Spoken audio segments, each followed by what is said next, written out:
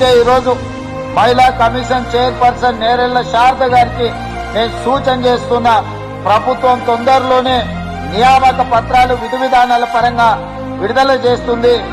చాకలి ఐలమ్మ మన్మరాల్ని మహిళా కమిషన్ సభ్యురాలుగా నియమించడానికి ఈ వేదిక మీద నుంచి రాష్ట్ర ప్రభుత్వం నిర్ణయం తీసుకున్నది.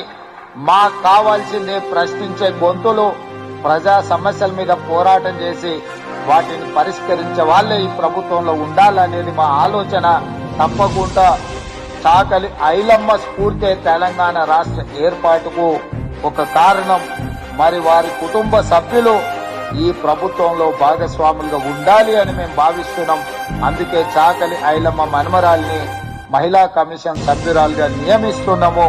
తప్పకుండా మహిళల హక్కుల యొక్క రక్షణకు వారు సంపూర్ణంగా, వారి మాటలను బట్టి నాకు చాలా గట్టి నమ్మకం.